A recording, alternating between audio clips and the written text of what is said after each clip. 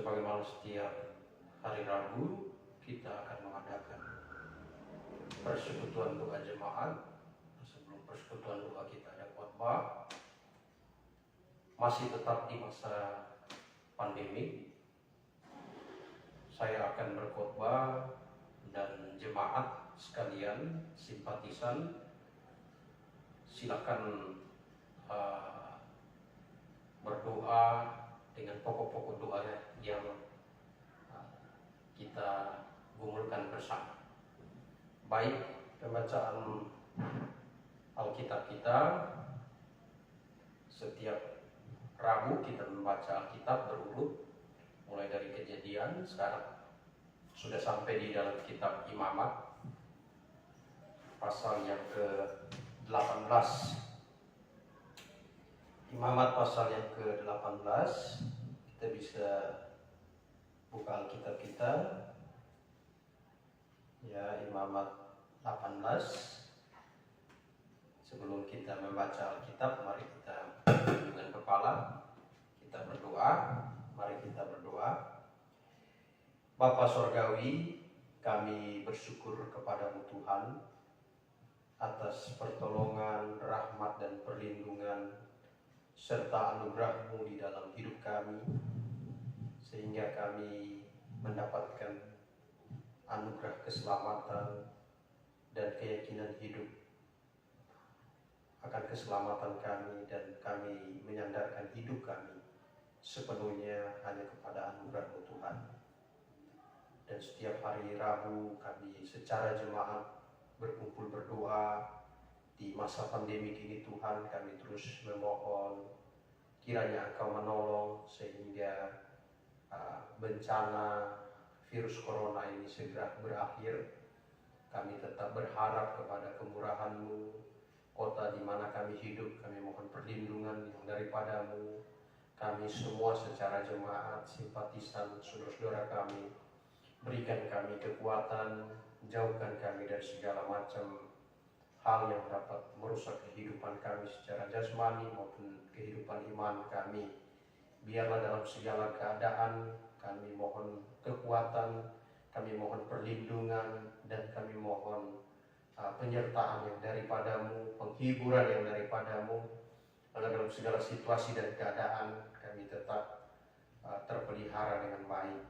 Dan sore hari ini kami akan memulai persekutuan doa dengan membaca Alkitab, dan sesudah itu kami akan mendengarkan firman, dan Engkau menolong kami masing-masing, para jemaat simpatisan dan saudara-saudara yang menyaksikan lewat live streaming, diberikan konsentrasi agar dapat mengikuti pelayanan sore hari ini.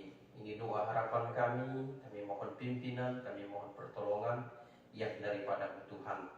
Di dalam nama Tuhan Yesus, Juru Selamat kami yang hidup, kami berdoa, kami bersyukur kepada-Mu Tuhan. Amin. Baik, Bapak Ibu, saudara-saudara yang saya kasihi dalam Tuhan, mari kita buka Alkitab kita. Saya akan membacakan kita Imamat 18 ayat 1 sampai ayat yang ke-30.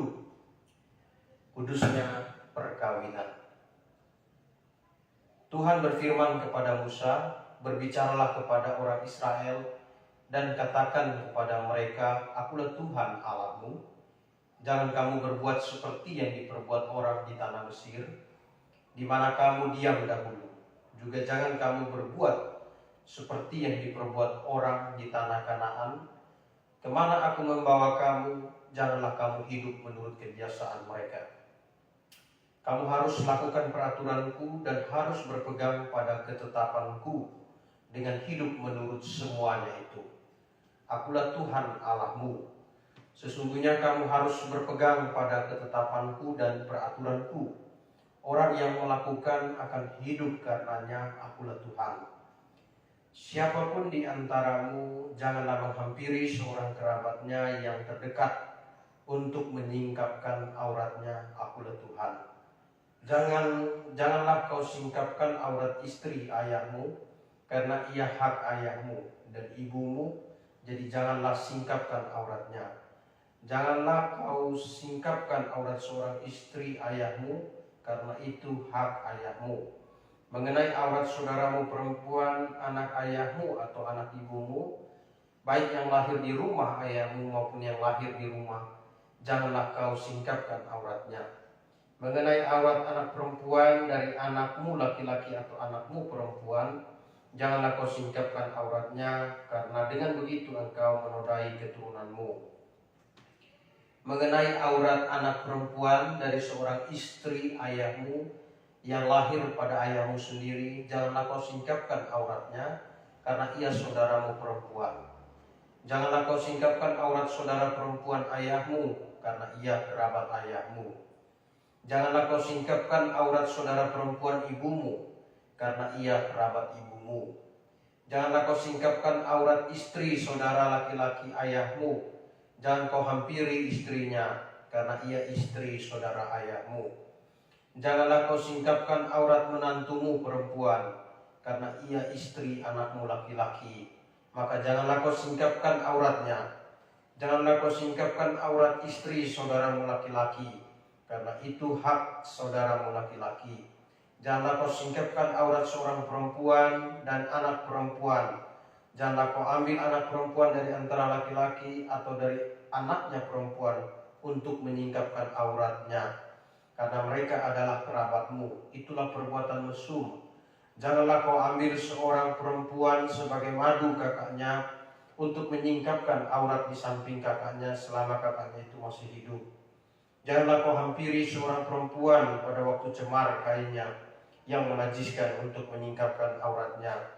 Dan janganlah engkau bersetubuh dengan istri sesamamu sehingga engkau menjadi najis dengan dia. Janganlah kau serahkan seorang dari anak-anakmu untuk dipersembahkan kepada Molok, supaya jangan engkau melanggar kekudusan nama Allahmu. Akulah Tuhan. Janganlah engkau tidur dengan laki-laki secara orang bersetubuh dengan perempuan, karena itu suatu kekejian. Janganlah engkau berkelamin dengan binatang apapun sehingga engkau menjadi najis dengan binatang itu. Seorang perempuan janganlah berdiri di depan seekor binatang untuk berkelamin, karena itu suatu perbuatan keji. Janganlah kamu menajiskan dirimu dengan semuanya itu, sebab dengan semuanya itu bangsa-bangsa yang akan kuhalaukan dari depanmu telah menjadi najis. Negeri itu telah menjadi najis dan aku telah membalaskan kesalahannya kepadanya, sehingga negeri itu memuntahkan penduduknya. Tetapi kamu ini haruslah tetap berpegang pada ketetapanku dan peraturanku, dan jangan melakukan sesuatu pun dari segala kekejian itu, baik orang Israel asing maupun orang asing yang tinggal di tengah-tengahmu. Karena segala kekejian itu telah dilakukan oleh penghuni negeri yang sebelum kamu, sehingga negeri itu sudah menjadi najis, supaya kamu jangan dimuntahkan oleh negeri itu apabila kamu menajiskannya seperti telah dimuntahkan bangsa yang sebelum kamu. Karena setiap orang yang melakukan sesuatu pun dari segala kekejian itu, orang itu harus dilenyapkan dari tengah-tengah bangsanya. Dengan demikian kamu harus tetap berpegang pada kewajibanmu terhadap aku, dan janganlah kamu melakukan sesuatu dari kebiasaan keji itu yang dilakukan sebelum kamu, dan janganlah kamu menajiskan dirimu dengan semuanya itu. Akulah Tuhanmu. Nah, saudara-saudara yang saya kasihi dalam Tuhan, inilah pembacaan Alkitab kita pada sore hari ini, ya, pembacaan imamat, ya, pembacaan berurut oleh jemaat Agape Kupang. Kita sudah sampai di imamat pasal yang ke-18. Nah, saudara yang saya kasihi dalam Tuhan, saat ini begitu banyak isu mengenai LGBT. Nah, kita mengasihi orang-orang LGBT, tapi kita tidak membenarkan perbuatan LGBT. Ya, kita mengasihi, kita berdoa agar orang-orang LGBT dapat sadar dan kembali kepada tujuan dari penciptaan Allah. Ya, kalau baca Imamat pasal 18 ayat 22, ternyata indikasi LGBT itu sudah ada dari masa yang lalu. Ya, maka jadi peringatan Tuhan. Imamat 18 ayat 22 bilang, janganlah engkau tidur dengan laki-laki secara orang bersetubuh dan dengan perempuan, karena itu suatu kekejian. Nah, ini firman Tuhan katakan, karena Tuhan menciptakan laki-laki dan perempuan, dan perintah Tuhan untuk beranak cucu. Ya, beranak cucu. Nah, kalau laki-laki dengan laki-laki sudah pasti tidak bisa beranak cucu, perempuan dengan perempuan sudah pasti tidak bisa beranak cucu. Jadi saudara yang saya kasih dengan Tuhan, apa yang sudah Tuhan tetapkan, ya Tuhan berikan, Tuhan ciptakan manusia dengan tujuan yang jelas. Manusia harusnya menerima dengan penuh sukacita dan mengarahkan dirinya untuk berjalan searah dengan apa yang Tuhan kehendaki. Ya, berjalan dengan arah yang Tuhan kehendaki. Baik saudara-saudara yang saya kasihi dalam Tuhan Yesus Kristus, kita akan mendengarkan khotbah sore hari ini. Nah, saudara yang saya kasihi, sore ini saya akan berkhotbah mengenai prinsip menafsir Alkitab. Ya, prinsip menafsir Alkitab. Nah, baik saudara-saudara yang saya kasih dalam Tuhan, mari kita lihat Alkitab kita dari surat 2 Petrus pasal 2. 2 Petrus pasal 2. 2 Petrus pasal 1, bukan pasal 2. 2 Petrus pasal 1. Kita baca ayat 20 sampai ayat 21. Ya. Ayat 20 sampai ayat 21 dikatakan, yang terutama harus kamu ketahui ialah bahwa nubuat-nubuat dalam kitab suci tidak boleh ditafsirkan menurut kehendak sendiri. Sebab tidak pernah nubuat dihasilkan oleh kehendak manusia, tetapi oleh dorongan Roh Kudus orang berbicara atas nama Allah. Mari kita berdoa, kita mohon pimpinan Tuhan pada waktu kita mendengar firman. Kita bisa diberi konsentrasi dan saya menyampaikan juga bisa menyampaikan hal yang berguna dan memang. Mari kita berdoa. Bapa di surga, sore hari ini kami mohon pertolongan-Mu Tuhan, kami mohon kekuatan, pimpinan dan penerangan dari Roh Kudus. Kami akan belajar dari firman-Mu, kami mohon Engkau menyertai kami, terutama memberikan kekuatan untuk kami sanggup menangkap setiap pembelajaran firman, dan dengan hati nurani kami terus menyelidiki dan memegang hal yang benar. Kami juga berdoa untuk saudara-saudara kami yang ada di rumah. Tuhan Engkau menyertai dalam segala keadaan dan kondisi. Tuhan Engkau berikan kekuatan yang mengikuti siaran melalui live streaming. Tuhan Engkau menolong agar diberikan konsentrasi untuk mengikuti. Ini doa harapan kami di dalam nama Tuhan Yesus, Juru Selamat kami yang hidup. Kami berdoa, kami bersyukur kepada-Mu Tuhan. Amin. Baik saudara-saudara yang saya kasih dalam Tuhan Yesus Kristus, kita lihat surat 2 Petrus ya punya banyak, memiliki beberapa kesamaan dengan surat Yudas. Ya, kedua surat tersebut secara jelas kita melihat memberikan satu peringatan kepada orang-orang percaya terhadap munculnya atau adanya orang-orang tertentu di dalam kekristenan yang menyusup masuk dengan membawa ajaran-ajaran yang bertentangan dengan ajaran yang murni. Jadi surat 2 Petrus kalau kita baca di sini ya menjelaskan kepada kita mengenai tampilnya pengejek, tampilnya nabi palsu dan guru-guru palsu yang masuk ke dalam tengah-tengah kekristenan dan memperdaya orang Kristen dengan segala macam cara mereka, ya, dengan tipu daya mereka, dengan cerita-cerita isapan jempol mereka. Nah, mereka menarik sebanyak mungkin orang untuk mengikuti mereka. Nah, saudara-saudara yang saya kasih dalam Tuhan,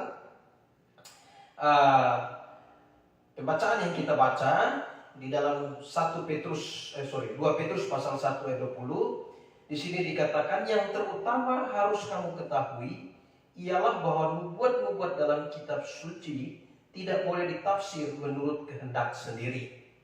Ya, sebab tidak pernah nubuat dihasilkan oleh kehendak manusia, tetapi oleh dorongan Roh Kudus orang berbicara atas nama Allah. Nah, Sore hari ini saya memberikan tema khotbah saya, prinsip menafsir Alkitab. Nah, saudara yang saya kasih dalam Tuhan, kalau kita lihat, ya, Petrus mengingatkan orang-orang Kristen bahwa akan muncul guru-guru palsu, nabi-nabi palsu dengan ajaran-ajaran mereka yang menarik hati. Dengan ajaran yang menarik hati itu, mereka berhasil, bahkan berupaya untuk mengecoh orang-orang menjadi pengikut mereka. Dan di dalam bagian yang kita baca di sini, Petrus ingin menekankan bahwa orang-orang Kristen harus menggunakan firman Allah atau menggunakan kitab-kitab yang sudah ditulis oleh para nabi untuk menelanjangi pengajaran-pengajaran sesat tersebut, untuk menelanjangi perbuatan-perbuatan dari guru-guru palsu tersebut. Saudara yang saya kasih dalam Tuhan Yesus Kristus, kalau kita melihat konteks dari pembacaan kita, konteks dekat, ternyata pada masa itu saja kita sudah melihat bahwa ternyata ada orang-orang yang memanfaatkan kekristenan untuk mendapatkan untung, dengan cerita-cerita isapan jempol. Nah, ya, cerita-cerita isapan jempol dalam 2 Petrus pasal 2 ayat 3 di sini dikatakan, dan karena serakannya guru-guru palsu itu akan berusaha mencari untung dari kamu dengan cerita-cerita isapan jempol mereka. Ya, cerita-cerita isapan jempol. Nah, ini yang diupayakan oleh guru-guru palsu. Itu sebabnya di dalam surat Petrus ini mengajak orang-orang Kristen pada masa itu dan orang-orang Kristen pada masa sekarang terutama agar jangan terkecoh dengan pengajaran guru-guru palsu itu. Nah, bagaimana agar kita tidak terkecoh dengan pengajaran guru-guru palsu dan ajaran-ajaran palsu tersebut? Caranya ialah kita harus menggunakan tulisan atau kitab yang sudah dikanonkan. Kalau pada masa itu yang sudah dikanonkan adalah kitab Perjanjian Lama, maka pada masa sekarang kitab yang sudah dikanonkan adalah kitab Perjanjian Lama dan Perjanjian Baru. 39 kitab Perjanjian Lama dan 27 kitab Perjanjian Baru. Minggu kemarin saya sudah menyampaikan kebenaran firman Tuhan bahwa ada upaya mendiskreditkan isi Alkitab oleh sekelompok orang Kristen yang tidak lahir baru. Tujuan yang mendiskreditkan Alkitab dengan mengedit Alkitab versi mereka. Ya, tahun 1881 Westcott dan Hall mengedit Alkitab dengan versi mereka. Dan menurut penelitian tokoh-tokoh fundamental, ternyata versi Alkitab yang diterbitkan oleh Westcott dan Hall yang namanya critical text, di situ mengubah hampir 5.000 diubah dari Textus Receptus. Ada yang dibilangkan menurut Dr. D.A. White ada 1990 sekian, saya tidak terlalu ingat, 1990 sekian yang dibilangkan di dalam critical text, di dalam Textus Receptus itu ada. Dan kalau kita lihat, kita perhatikan, kita amati, ya, kita melihat bahwa bagian-bagian yang dihilangkan adalah bagian-bagian yang sangat prinsip di dalam iman Kristen. Seperti yang minggu lalu saya jelaskan, ya, di dalam 1 Yohanes 5 ayat 7 dan 8 itu bagian prinsip yang menyatakan mengenai kebenaran dari doktrin Allah Tritunggal. Saudara-saudara yang saya kasih dalam Tuhan Yesus Kristus, ya, jadi upaya dari iblis tidak berhenti sampai memunculkan kitab versi mereka, versi iblis dan kelompoknya. Muncul ke kelompok Kristen yang kemudian menafsir Alkitab dengan tafsiran dengan gaya mereka, yaitu dengan tafsiran. Kalau kita lihat di dalam Petrus ini dikatakan bahwa ya, mereka mencari untung dari kamu dengan cerita isapan-isapan jempol. Oh, saudara yang saya kasih dalam Tuhan Yesus Kristus, prinsip penafsir Alkitab di dalam surat Petrus ini sendiri Kalau saudara baca di dalam surat 2 Petrus 3 ayat yang ke-16, ditekankan mengenai konsekuensi dari salah menafsir Alkitab. Konsekuensi dari salah menafsir Alkitab ialah binasa. Itu yang disampaikan oleh Petrus. Jadi Petrus mengingatkan kepada orang-orang percaya, orang-orang Kristen pada masa itu, dan mengingatkan kita hari ini bahwa ketika kita menerima suatu ajaran yang tidak bersumber dari firman Tuhan, yang tidak sesuai dengan kebenaran Alkitab, maka dampak dari ajaran tersebut membawa iman kita kepada kebinasaan. Paulus sendiri berkata di dalam 1 Tesalonika 5 ayat 21, ujilah segala sesuatu dan peganglah yang baik.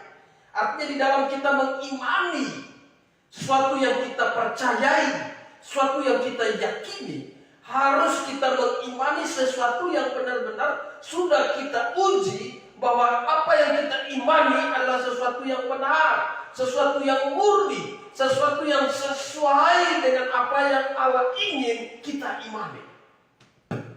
Nah, itu saudara yang berkesah Tuhan. Nah, prinsip menafsir Alkitab. Coba kita lihat ya. Sore hari ini saya akan menyampaikan 2 poin mengenai hal itu. Yang pertama, prinsip menafsir Alkitab tidak boleh menafsir menurut kehendak sendiri. Ya. Coba kita lihat di dalam 2 Petrus pasal 1 ayat 20 dikatakan, yang terutama harus kamu ketahui ialah bahwa nubuat-nubuat dalam kitab suci tidak boleh ditafsir menurut kehendak sendiri. Saudara yang saya kasih dalam Tuhan, di dunia ini banyak orang pintar, banyak orang cerdas. Banyak orang ketika dia membaca Alkitab, dia bisa berasumsi dan dia bisa membuat pendapatnya sendiri. Namun Alkitab di sini Petrus mengingatkan bahwa kitab suci tidak boleh ditafsir menurut kehendak sendiri. Mungkin ada yang bertanya, adakah orang yang begitu? Ada. Di dalam sejarah ada. Adakah efek negatif dari salah menafsir Alkitab untuk generasi selanjutnya? Di dalam sejarah ada. Saudara yang saya kasih dalam Tuhan Yesus Kristus, di dalam sejarah ada satu tokoh namanya William Miller.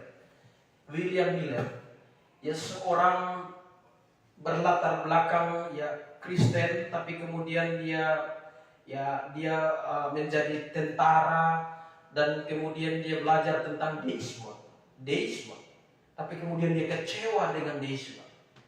Ya, di latar belakang gereja Mainland, ya arus utama, lalu kemudian dia masuk ke dalam satu gereja baptis, dan di gereja baptis itu dia bertobat pada waktu membaca khotbah dari Yesaya 53 mengenai hamba Tuhan. William Miller bertobat, bergabung menjadi anggota gereja baptis. Nah, William Miller ini seorang yang sangat cerdas. Ya, dia suka berhitung. Nah, pada waktu dia bergabung dengan gereja baptis, karena orang-orang baptis itu ya yang paling menonjol dari orang-orang baptis itulah orang-orang baptis itu memberi kebebasan kepada tiap-tiap orang, ya, kepada tiap-tiap orang untuk menguji apa yang diajarkan, ya, dan yang memberikan dorongan kepada orang-orang untuk tekun mempelajari Alkitab. Dan kita lihat di situ William Miller akhirnya tekun mempelajari Alkitab sampai satu titik dia utak-atik Alkitab. Dia membaca nubuat di dalam Daniel pasal 9 ayat 24 sampai 27. Kemudian dia mulai menghitung mengenai hari kedatangan Tuhan. Dia membaca di dalam Daniel pasal yang ke-8 ayat 14. Akhirnya William Miller dibaptis menjadi anggota gereja baptis itu tahun 1816.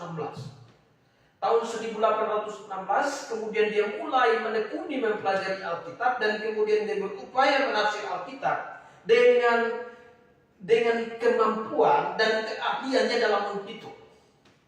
Di tahun 1832,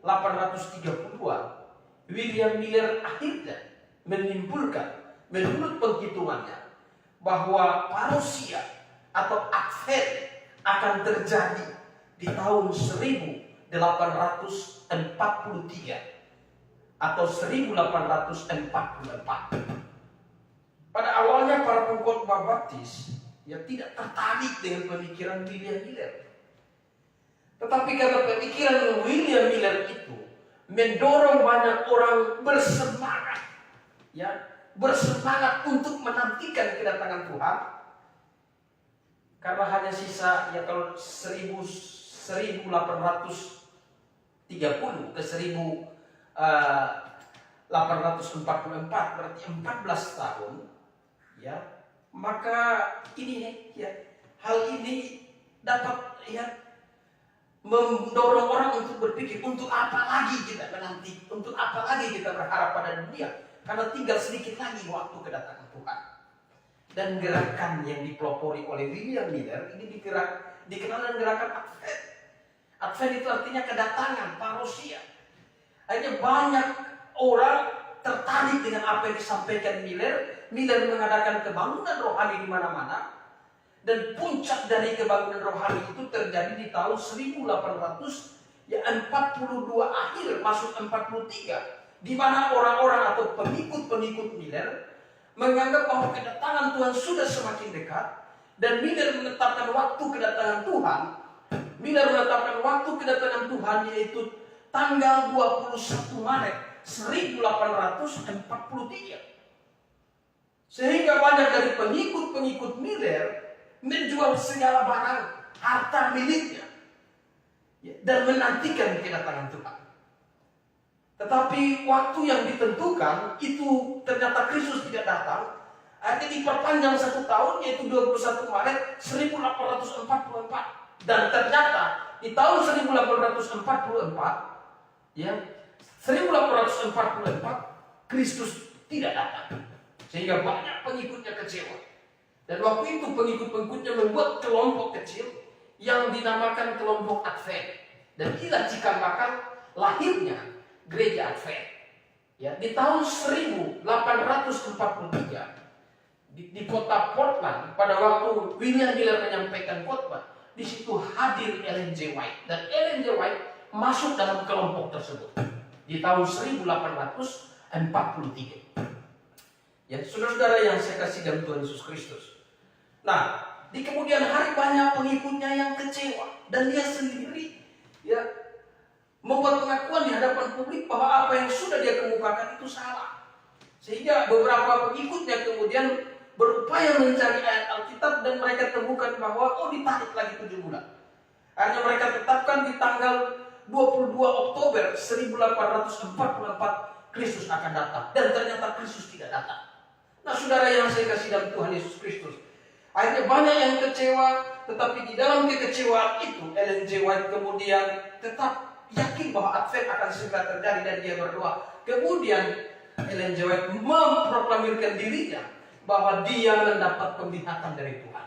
Saudara-saudara yang saya kasih dalam Tuhan, sore hari ini yang mau saya sampaikan ialah Petrus sudah menasihatkan bahwa Alkitab tidak boleh ditafsir menurut kehendak sendiri. William Miller melakukan itu dan gagal, dan terbukti gagal. Karena dia berupaya menafsir Alkitab dengan hikmatnya. Kemudian dari situlah akhirnya lahir satu penyimpangan di dalam kekristenan, oleh Ellen G. White. Dan banyak orang pada waktu itu sudah meninggalkan Miller. Akhirnya mereka mengkultus Ellen G. White sebagai nabi mereka. Dan ada 2000 lebih penglihatan yang disampaikan oleh Ellen G. White. Dan saudara-saudara yang saya kasih dalam Tuhan, dan di antara penglihatan yang dilihat, ternyata ada penglihatan yang gagal. Nah, kalau penglihatan itu gagal, itu berarti tidak berasal dari Tuhan. Alkitab sudah katakan bahwa malaikat, iblis pun datang menyerupai malaikat terang. Iblis datang menyamar. Dan di dalam Kolose pasal 2 ayat 18, firman Tuhan sudah mengingatkan kita. Coba kita lihat. Di dalam Kolose pasal 2 ayat yang ke-18. Kita bisa lihat Alkitab kita. Kolose 2 ayat 18 sudah ingatkan kita. Janganlah kamu biarkan kemenanganmu digagalkan oleh orang-orang yang berpura-pura merendahkan diri dan beribadah kepada malaikat. Berpura-pura merendahkan diri dan beribadah kepada malaikat. dan serta berkajian pada penglihatan-penglihatan dan tanpa alasan membesar-besarkan diri oleh pikiran yang duniawi. Ya, berkajian pada penglihatan-penglihatan. Padahal Tuhan Yesus sudah katakan di dalam Matius 24 ayat 26. Kalau ada orang berkata, lihat ia ada di padang gurun, jangan kamu pergi. Lihat ia ada dalam bilik, jangan kamu percaya. Kenapa? Karena Yesus tidak menampakkan diri di sembarang tempat hari ini. Karena Yesus sudah berjanji, ia pergi menyiapkan tempat bagi kita. Apabila ia sudah selesai menyiapkan tempat bagi kita, dia akan datang kembali menjemput kita. Waktu dia naik ke surga, murid-murid dan rasul-rasul melihat dia naik ke surga. Malaikat datang menyampaikan kepada mereka, Yesus yang terangkat akan datang dengan cara yang sama. Dan Rasul Paulus menyatakan di dalam 1 Korintus 15 ayat 8 bahwa yang paling akhir dari semua, Yesus menampakkan diri kepadanya seperti bayi yang lahir sebelum waktunya, prematur, belum waktunya. Sebenarnya Yesus menampakkan diri, tapi karena Paulus mau dipilih sebagai rasul khusus untuk bangsa non-Yahudi, maka Yesus menyatakan diri kepada Paulus. Dan Paulus menutup dalam 1 Korintus 15 ayat 8, yang paling akhir, terakhir kali Yesus menampakkan diri kepada dirinya. Dan sesudah itu yang datang menampakkan diri bukan Yesus lagi, tapi Yesus yang lain. Bukan Yesus yang sejati, bukan Yesus yang alkitabiah, bukan Yesus yang benar. Oh saudara yang saya kasih dalam Tuhan Yesus Kristus, itu sebabnya Alkitab tidak boleh ditafsir menurut kehendak sendiri. Lalu bagaimana cara kita menafsir Alkitab? Cara kita menafsir Alkitab ialah biarkan Alkitab menafsir Alkitab. Biarkan Alkitab menafsir Alkitab. Oh bagaimana caranya? Saya beri satu contoh. Bagaimana Alkitab menafsir Alkitab? Matius 6 ayat 33, Yesus berkata, carilah dahulu kerajaan Allah dan kebenaran, maka semua akan ditambahkan. Mencari kerajaan Allah, di mana kita bisa temukan kerajaan Allah?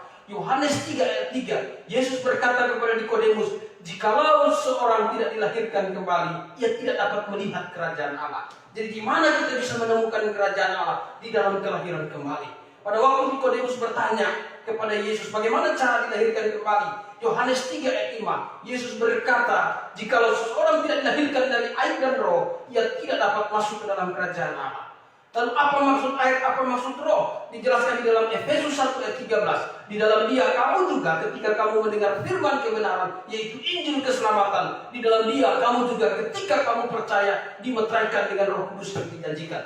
Jadi air di situ adalah Injil dan roh di situ adalah Roh Kudus. Waktu orang menerima Injil Yesus Kristus, maka orang tersebut masuk ke dalam kerajaan Allah. Waktu orang menerima Injil Yesus Kristus dengan segenap hati, Roh Kudus dimeteraikan dalam hatinya, Roh Kudus tinggal dalam hatinya, dia diangkat menjadi anak Allah. Dia diangkat, dipindahkan dari kuasa kegelapan, masuk ke dalam kerajaan anaknya yang kekasih, yaitu Yesus Kristus dalam Kolose 1 ayat 13. Nah inilah Alkitab menafsir Alkitab.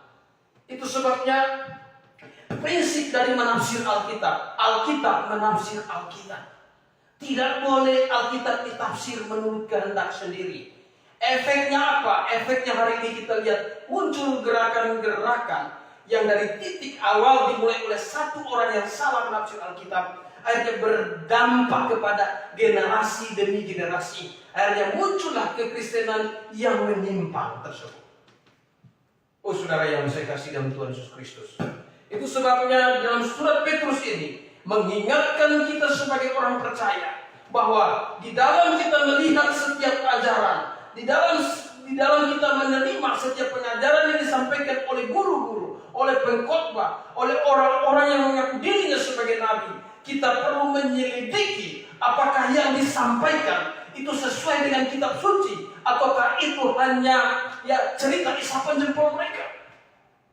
Seperti baru-baru kita dengar ada video yang beredar bahwa tidak boleh kita menerima vaksin karena di dalam vaksin tersebut ada gen antikristus. Dan kita lihat dari kacamata Alkitab, ternyata penglihatan yang dilihat oleh dirinya bukan datang dari Tuhan, Karena Alkitab berkata bahwa vaksin atau metrai antikristus baru dapat berkuasa sesudah terjadi rapture. Hari ini rapture belum terjadi.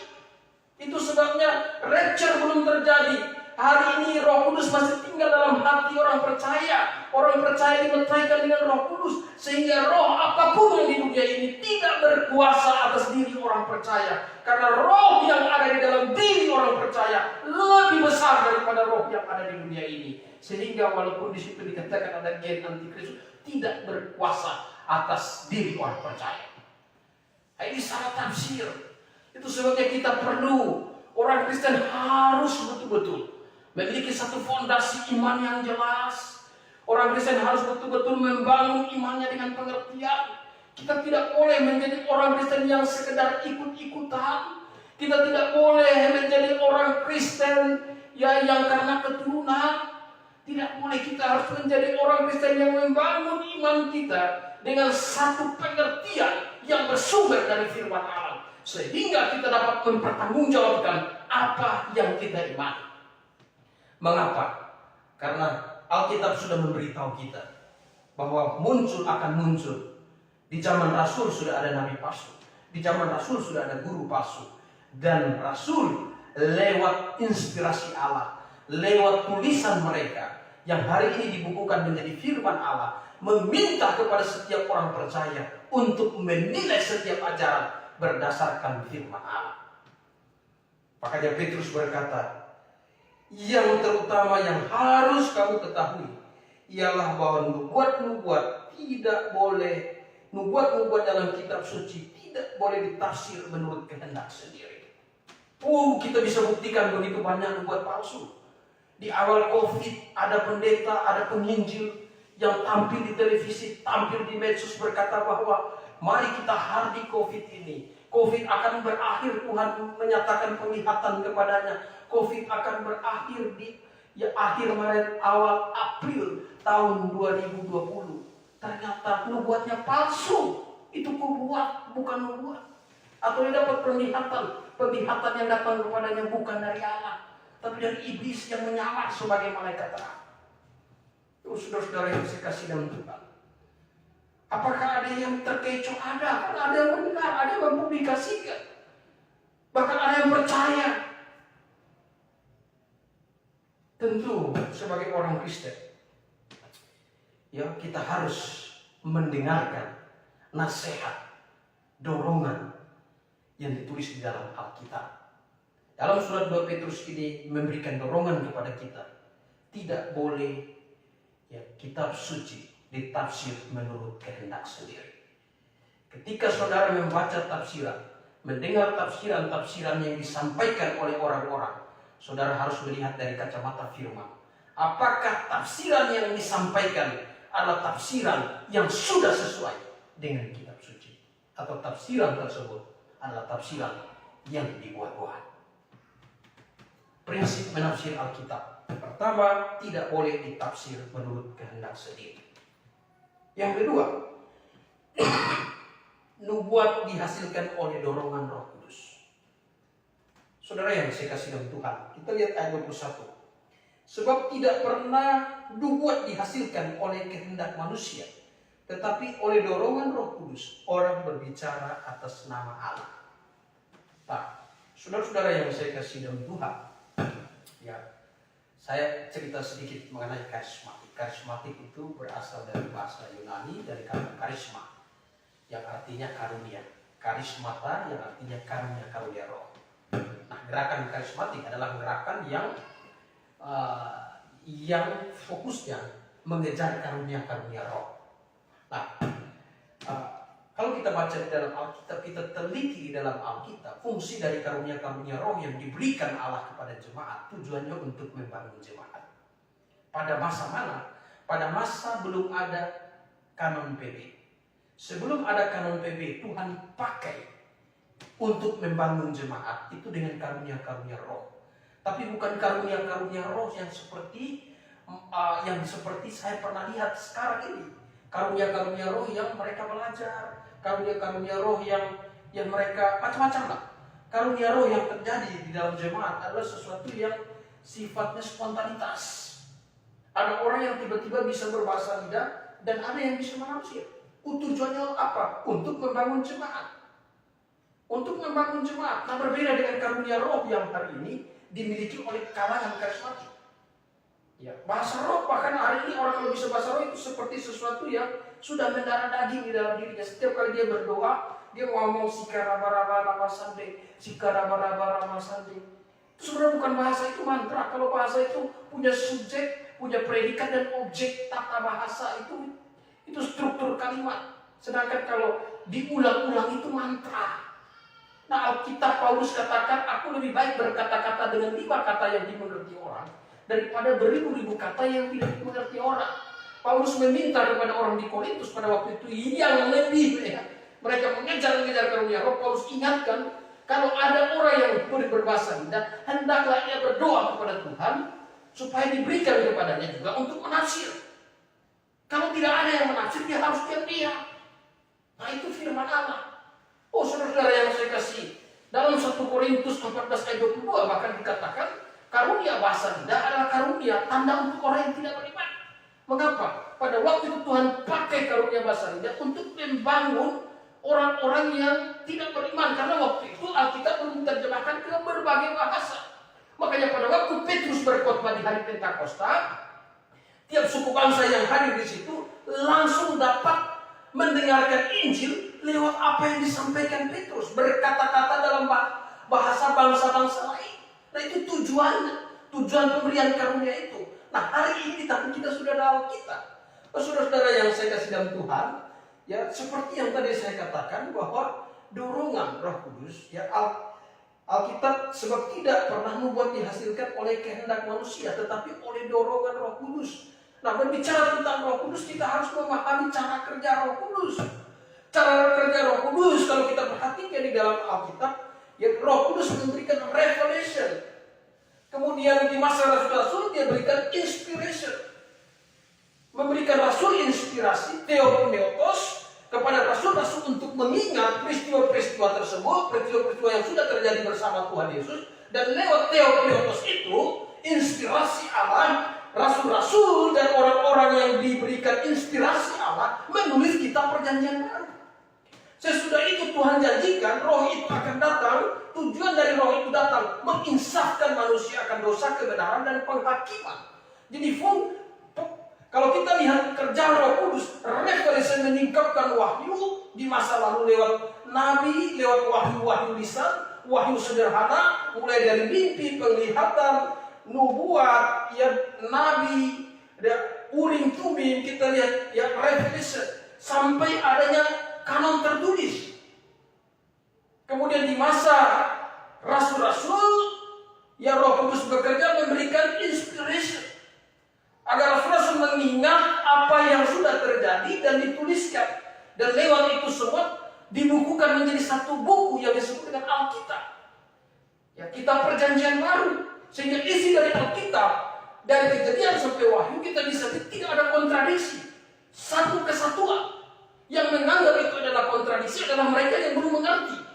Karena Alkitab itu adalah sebuah buku yang bukan ditulis berdasarkan kesepakatan, bukan berdasarkan konsili, tapi Alkitab adalah sebuah buku yang ditulis setiap pribadi dengan gaya bahasa mereka. Namun ya apa yang mereka tuliskan adalah inspirasi Allah.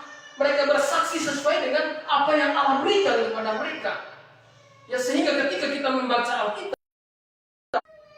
ya baik, ada persoalan sedikit, tidak apa-apa. Nah, saudara-saudara yang saya kasih dalam Tuhan Yesus Kristus, kita lihat itu cara kerja Roh Kudus. Jadi cara kerja Roh Kudus di masa lalu, dia menggunakan revelation, penyingkapan lewat wahyu-wahyu sederhana. Sesudah itu, zaman Rasul inspiration. Zaman kita sekarang, illumination atau penerangan. Roh Kudus memberikan kita penerangan. Pada waktu kita membaca Alkitab, Roh Kudus menerangi hati kita, menolong kita untuk mengerti isi firman tersebut. Jadi hari ini dia tidak memberikan lagi wahyunya secara lisan. Dia tidak memberikan lagi wahyu lisan kepada siapapun, karena Alkitab sudah menjadi firman Allah yang sempurna. Alkitab sudah mencatat peristiwa-peristiwa yang sudah terjadi, sedang terjadi, dan akan terjadi. Jadi sekarang orang Kristen diminta untuk apa sekarang? Bukan meminta untuk diberikan wahyu. Kalau minta diberikan wahyu, maka hasilnya seperti yang sudah saya katakan, yang sudah kita dengar. Ada yang mengklaim dia dapat wahyu bahwa vaksin itu gen antikristus. Ada yang mengklaim bahwa corona akan berakhir di bulan April Maret tahun 2020. Itu macam-macam. Tapi hari ini cara kerja Roh Kudus dalam hati orang percaya memberikan penerangan sehingga orang percaya membaca Alkitab dapat mengerti isi Alkitab. Itu sebabnya nubuat-nubuat ya dalam kitab suci itu tidak dihasilkan oleh kehendak manusia, tetapi oleh dorongan Roh Kudus. Jadi semua yang tercatat di dalam Alkitab, nubuat yang oleh dorongan Roh Kudus itu sudah dikanonkan menjadi satu buku yang disebut dengan Alkitab. Saudara-saudara yang saya kasih dalam Tuhan Yesus Kristus, prinsip penafsir Alkitab tidak boleh tafsir menurut kehendak sendiri, tidak boleh memunculkan nubuat lagi. Karena semua nubuat sudah tercatat di dalam Alkitab. Alkitab menjadi kanon tertutup. Untuk mengetahui peristiwa-peristiwa yang akan datang, mari setiap orang membaca Alkitab, memohon Roh Kudus untuk memberikan penerangan. Atau ya datang ke tempat-tempat yang mengajarkan doktrin-doktrin yang Alkitabiah, ajaran-ajaran yang Alkitabiah. Oh saudara yang saya kasih dalam Tuhan, kita sekarang hidup di akhir zaman. Intensitas penyesatan makin tinggi dan juga tekanan hidup manusia untuk melihat pada diri sendiri juga semakin tinggi. Jadi kebutuhan akan Tuhan bukan semata-mata berbicara tentang hal-hal yang spiritual, tetapi berbicara tentang hal-hal yang berhubungan dengan kehidupan sosial. Pencarian akan Tuhan bisa jadi pencarian akan Tuhan tujuannya yang berbeda-beda. Ada yang mencari Tuhan dengan tujuan untuk memenuhi hasrat manusiawinya. Nah, orang yang mencari Tuhan untuk memenuhi hasrat manusiawinya, inilah adalah kelompok orang yang dipakai untuk mendukung ya guru-guru palsu tersebut. Dalam 2 Timotius pasal 4 ayat 3 dan 4 dikatakan, akan datang waktunya orang akan mengumpulkan guru-guru untuk guru-guru palsu untuk memuaskan keinginan telinga mereka. Jadi kalau khotbahnya keras, khotbahnya bertentangan dengan keinginan hati, itu tidak nikmat. Tapi kalau khotbahnya menarik hati dengan cerita-cerita humor yang memuaskan diri, itu yang lebih menarik hati. Itu yang mau didengar. Humor perlu, tetapi di dalam penyampaian kebenaran kita lihat ketika Tuhan Yesus berbicara, yang paling banyak disampaikan bukan masalah humor dan segala macam. Yesus berbicara tentang hal-hal yang esensi mengenai iman. Ya, rasul-rasul, nabi-nabi, tidak berdiri untuk menyampaikan humor, tidak berdiri untuk menyampaikan hal-hal yang menarik hati. Tuhan Yesus tidak berdiri untuk menyampaikan hal-hal yang menarik hati, tapi mereka berdiri untuk menyampaikan sesuatu yang benar, sesuatu yang harus dimiliki setiap orang bila ingin mendapatkan kehidupan yang berkenan di hadapan Allah, bila ingin mendapatkan satu kepastian keselamatan di dalam dirinya. Oh saudara yang saya kasih dalam Tuhan, dari zaman ini banyak ada orang yang mencari Tuhan betul-betul fokus kepada Tuhan. Segenap hati orang demikianlah yang akan dipuaskan dengan kebenaran. Tuhan Yesus berkata, berbahagialah orang yang lapar dan haus akan kebenaran, karena mereka akan dipuaskan. Mereka yang senantiasa haus, lapar, rindu akan kebenaran, dan terus menyelidiki firman Tuhan, Roh Kudus akan menerangi hatinya, sehingga dia bisa memahami isi firman. Oh saudara yang saya kasih dalam Tuhan, prinsip penafsir Alkitab ada 2 hal yang sore hari ini saya sampaikan. Yang pertama, tidak boleh ditafsir menurut kehendak manusia. Yang kedua, nubuat di dalam Alkitab dihasilkan oleh dorongan Roh Kudus. Jadi kalau hari ini ada yang menyatakan dapat nubuat, dapat penglihatan dari Tuhan, saya sebagai orang Kristen Alkitabiah yang sudah mempelajari Alkitab, yang sudah meneliti Alkitab, mempelajari, saya bisa nyatakan itu bukan dari Tuhan. Karena hari ini Alkitab sudah menjadi firman Tuhan yang absolut. satu-satunya firman Allah yang absolut, tidak boleh ditambah oleh membuat apapun dan tidak boleh dikurang oleh apapun. Ya, jadi ini sudah menjadi wahyu Allah yang sempurna, dan inilah yang kita jadikan patokan hidup kita di dalam menilai segala sesuatu, menilai masalah spiritual, masalah rohani, menilai masalah-masalah lahiriah. Kita gunakan Alkitab, dan membangun kehidupan kita gunakan Alkitab. 2 Timotius 3 ayat 16 katakan, segala tulisan yang diilhamkan Allah bermanfaat untuk mengajar, menyatakan kesalahan, mendidik orang dalam kebenaran, memperbaiki kelakuan. Jadi fungsi firman Allah hari ini ialah sebagai penuntun bagi hidup kita. Masalah-masalah spiritual, Alkitab fondasi iman kita. Masalah-masalah sosial, Alkitab menjadi fondasi iman kita. Saudara-saudara yang saya kasih dalam Tuhan, kiranya lewat firman Tuhan sore hari ini, kita semua yang mendengarkan terdorong lebih sungguh lagi, lebih tekun lagi untuk meneliti firman, dan tidak gampang diombang-ambingkan oleh rupa-rupa ajaran dunia. Mari kita tundukkan kepala, kita berdoa. Bapa di sorga, kami mengucap syukur padamu Tuhan. Lewat pertolongan-Mu sore hari ini kami semua dapat hadir di tempat kami masing-masing untuk menyaksikan khotbah sore hari ini. Kami juga berdoa, mohon Roh Kudus menolong kami agar iman kami terus dipupuk dengan kebenaran firman-Mu hari lepas hari. Lewat pertolongan Roh Kudus, hati dan pikiran kami diterangi. Kami makin mengerti dan memahami akan kehendak dan keinginan-Mu Tuhan. Pimpin kami Tuhan, biarlah lewat firman-Mu sore hari ini memberikan dorongan dan semangat kepada kami untuk lebih tekun lagi, lebih sungguh lagi menjadi orang Kristen yang sesuai dengan kehendak-Mu Tuhan. Ini doa harapan kami di dalam nama Tuhan Yesus, Juru Selamat kami yang hidup. Kami berdoa, kami bersyukur kepada Tuhan. Amin. Baik saudara-saudara yang saya kasihi, jemaat yang saya kasihi, pokok doa saya bacakan secara umum pergumulan-pergumulan kita. Ya, pergumulan umum, kita terus berdoa untuk pandemi ini, untuk pemerintah, presiden, dan seluruh jajarannya. Terutama kita berdoa untuk kota kita, Kota Kupang, dan berdoa untuk provinsi kita, Nusa Tenggara Timur. Tuhan beri hikmat kepada para pemimpin agar dapat menyelesaikan persoalan ini, dan meminta kepada Tuhan menolong agar pandemi ini segera berakhir. Itu yang pertama, yang umum. Kemudian doakan lingkungan kiri kanan kita doakan supaya kita bisa berdampak secara positif, dan kita juga berdoa kiranya Tuhan terus tambahkan orang-orang yang cinta kebenaran, yang laparnya haus akan kebenaran di jemaat ini. Kemudian pergumulan jemaat, kita doakan yang sakit seperti biasa, pergumulan yang tetap beberapa orang kita doakan.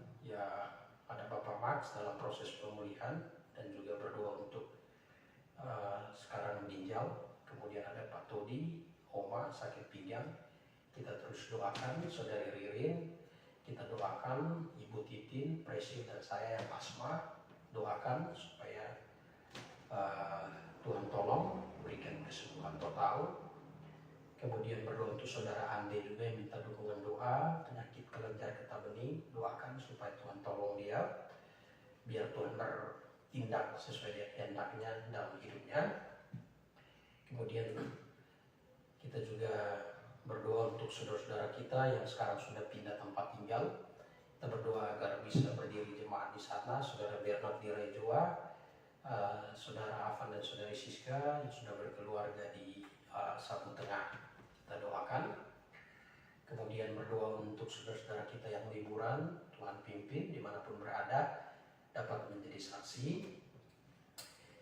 Kemudian berdoa untuk yang bekerja, kita doa minta Tuhan menolong, supaya apa yang kita kerjakan Tuhan berkati, sehingga lewat itu semua kita dapat pakai sesuatu yang berguna untuk kemuliaan Tuhan, baik dalam hidup kita maupun untuk pekerjaan Tuhan. Itu jemaat. Kemudian doakan pelayanan jemaat ya yang belum berjalan kebaktian umum. Ya, kita lihat surat edaran, mungkin minggu ini kita sudah bisa lakukan pertemuan jemaat, tapi dalam skop yang terbatas, karena dalam aturan itu yang hadir itu harus 50% dari ruangan, luas ruangan.